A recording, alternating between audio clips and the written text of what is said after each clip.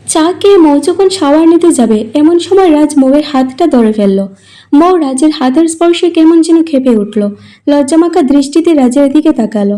রাজ পেটটা মৌয়ের হাতে দিয়ে বলল, আমি তোমার স্বামী, আশা করি এসব কিছু গোপন রাখার দরকার নেই। মৌ রাজের মুখে এমন কথা শুনে লজ্জায় জড়সড় হয়ে গেল। মনে মনে ভাবতে লাগলো, মানুষটাকে যতটা খারাপ ভেবেছিলাম ততটা খারাপ না। মৌ রাজকে যতই দেখে ততই মুগ্ধ হয়, ঠিক তার কল্পনার মানুষটার মতো। মৌ ঘুমালেও একজনকে স্বপ্নে দেখত, আর সেই স্বপ্নটা যেভাবে সত্য হবে সে ভাবতেই পারে নাই। মৌ সবার শেষ করে গোলাপি রঙের একটা শাড়ি পরে যখন রুম থেকে বের হবে তখন পেছন থেকে রাজ ডেকে বলল, কি সবাইকে তোমার মেদহীন পেট দেখাবে নাকি? নাকি তোমার নাভি দিয়ে কি আমাকে মুগ্ধ করতে চাইছো? এসব বাজে মেয়েরা করে। মৌ রাজের কথা শুনে খাদো খাদো হয়ে বলল, কি করব, আমি শাড়ি পরিনি কোনোদিন। রাজ বলল, কাজে আসো। শাড়িও পরতে পারো না? পারো কি তাহলে? রাজ ধমক দিয়ে মৌকে শাড়ি পরানো শিখিয়ে দিল। শাড়ি পরা শেষ হলে মৌকে দেখে রাজের মা বলে উঠল, বৌমা তুমি রান্নাঘরে আসছো কেন? কেন মা, আপনি আসতে পারলে আমি কেন পারবো না? মা আমি আপনার মেয়ের মতো, এসব আর করবেন না।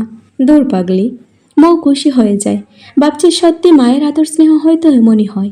এদিকে দেখতে দেখতে 2 মাস কেটে যায়। মৌ রাজের পরিবারেরই একজন হয়ে যায়।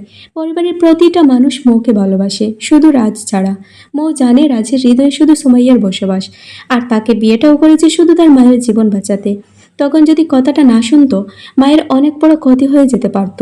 মৌ রাজকে যতই দেখে ততই বিমোহিত হয়, কারণ মৌ হয়তো আগে এমন কোনো পুরুষ দেখেনি। প্রায় 6 ফুটের মতো লম্বা, নীল রঙের শার্ট পরলে যে কোনো মেয়ে এক পলকে তার প্রেমে পড়ে যাবে।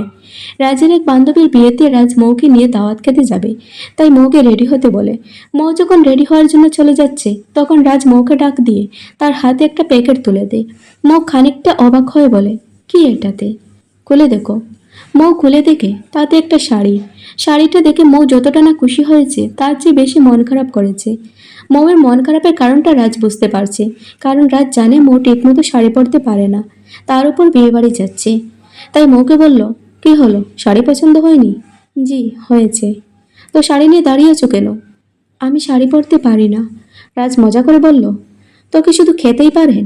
আপনার মা আপনাকে শাড়ি পরাও শেখায়নি, যেখানে ক্লাস 5-এর মেয়েটাও পারে? মৌ বলে উঠল, কি করব, আমার মাকে আমি দেখিনি।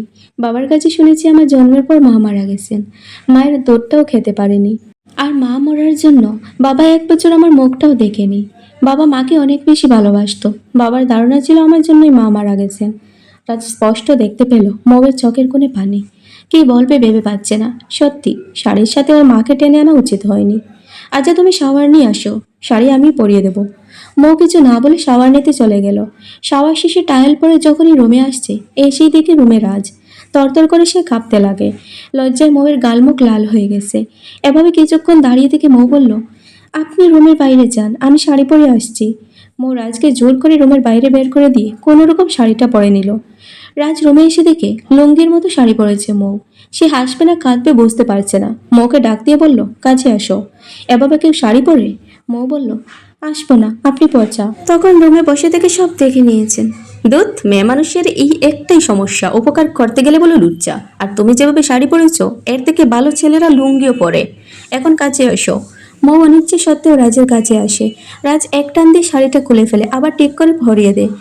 রাজ শাড়ি পরিয়ে দিয়ে মৌয়ের দিকে তাকিয়ে দেখে মুখটা সূর্যের মতো লাল আকার ধারণ করেছে, চোখ দুটো বন্ধ, আর মুখ দিয়ে বিড়বিড় করে আল্লাহ আল্লাহ করছে।